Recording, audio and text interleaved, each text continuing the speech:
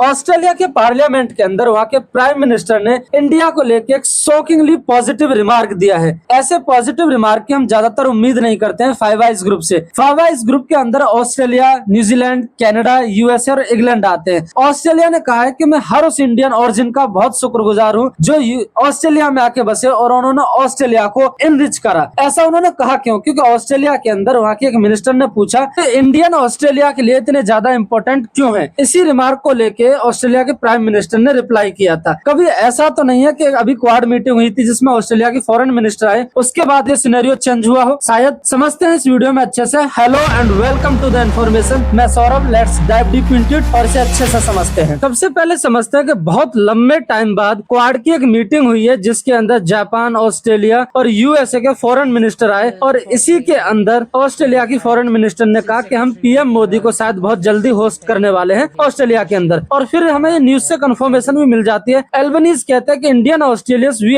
Will have a privilege to host a PM Modi soon. That means वो PM Modi को host करने वाले हैं। और हमें पता है इंडिया और ऑस्ट्रेलिया के बीच में पहले एक एफटीए साइन हुआ था 2022 में, जिसमें प्राइम मिनिस्टर नरेंद्र मोदी और एल्बनीज के बीच में मुलाकात हुई थी और इंडिया ने हिस्टोरिकली एफटीए साइन किया था जिसमें 0% टैरिफ के साथ ऑस्ट्रेलिया का सामान इंडिया और इंडिया का ऑस्ट्रेलिया के अंदर बिक सकता था। तो 2022 की उस मीटिंग के बाद एक बार फिर से Indian prime minister Narendra Modi और ऑस्ट्रेलियन प्राइम मिनिस्टर वापस से मिलेंगे। इसी मीटिंग को लेकर ऑस्ट्रेलिया के अंदर पार्लियामेंट के अंदर क्वेश्चन पूछा कि इंडियंस इतने ज्यादा इंपॉर्टेंट क्यों हैं, जिसको लेकर ऑस्ट्रेलिया के प्राइम मिनिस्टर ने कहा कि इंडियन डायस्पोरा ने ऑस्ट्रेलिया को इनरिच किया, बहुत आगे बढ़ने में मदद की है। और ये कोई छोटी न्यूज नहीं थी, ऑस्ट्रेलियन टुडे ने भी इसे प्रिंट किया है। इसके ऊपर बहुत बड़ा आर्टिकल लिखा है और उसमें लिखा है no distinction between migrants and Australian. यहाँ पे माइग्रेंट्स और इंडियंस को ज्यादा, क्योंकि इंडियंस ज्यादा बड़े लेवल पे माइग्रेट करके गए। और उसके बाद एंथनी एल्बनीज ने यह भी कहा कि इंडियन लोगों की जो वार्मथ है उसने मॉडर्न डे ऑस्ट्रेलिया की फाउंडेशन रखी है। और ये उन्होंने 40th anniversary of Australia and India business council के ऊपर कहा। उन्होंने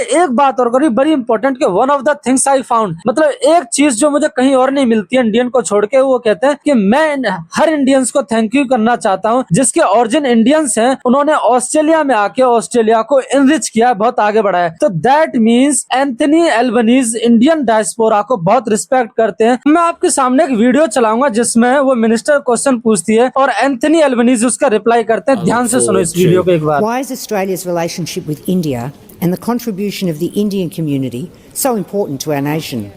How is the Albanese Labor government engaging with our Indian diaspora? India, of course, has the largest population in the world, but it will also grow to be the third largest economy in the world over this decade. That is an extraordinary opportunity for us in our region. We are a Pacific nation, but we are also an Indian Ocean nation as well. And our trading relationship has been enhanced by the Economic Cooperation and Trade Agreement, and we're further drawn together through culture, education, and of course the international language of cricket.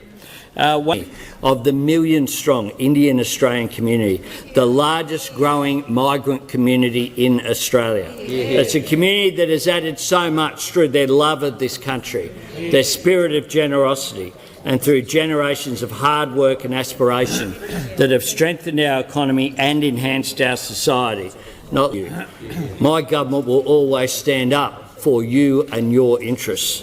We will reject any attempt to divide. तो इस video के अंदर आपने सुना कि किस तरीके से ऑस्ट्रेलियन प्राइम मिनिस्टर कह रहे हैं कि हम किसी भी अटेम्प्ट को डिवाइड करने को पूरी तरीके से नेग्लेक्ट करते हैं। और एक चीज और देखने को मिली कि पार्लियामेंट के अंदर सभी इस बात से एग्री कर रहे थे कि एंथनी ब्लिंकन जो कह रहे थे कि ऑस्ट्रेलिया के अंदर इंडियन कम्युनिटी ने ऑस्ट्रेलिया को बहुत तेजी से आगे पहुंचाया है, जनरेशन इन्वेस्ट करी है इसके अंदर। और हम बात करें तो Hindu community, particularly Indian community Australia के अंदर बहुत बड़े लेवल पे कॉन्ट्रीब्यूट करती है। और इसको पिछले साल दिवाली के टाइम रिकॉग्नाइज भी किया गया था। ऑस्ट्रेलिया की पार्लियामेंट के अंदर अक्टूबर को as a Hindu heritage month की तरह सेलिब्रेट किया जाएगा हर साल। ये बिल पिछले साल ही पास हुआ था ऑस्ट्रेलियन पार्लियामेंट के अंदर। बट हमें ये नहीं भूलना चाहिए कि ऑस्ट्रेलिया और जितनी भी यूरोपियन कंट्रीज हैं उसमें एंटी हिंदू प्रोटेस्ट बहुत बड़े लेवल पे होते हैं, हिंदुओं को रिजेक्ट किया जाता है। इवन खालिस्तान का बहुत बड़ा नाम है कनाडा और ऑस्ट्रेलिया के अंदर। हम आए दिन देख सकते हैं कि खालिस्तानी किस तरीके से से तिरंगे को जला रहे होते हैं। तो ऑस्ट्रेलिया और यूरोपियन कंट्रीज अगर इंडिया को इतना ही फेवर करती है तो खालिस्तान को फिर वो बैन क्यों नहीं कर देती है, ये लीपापोती क्यों करती है।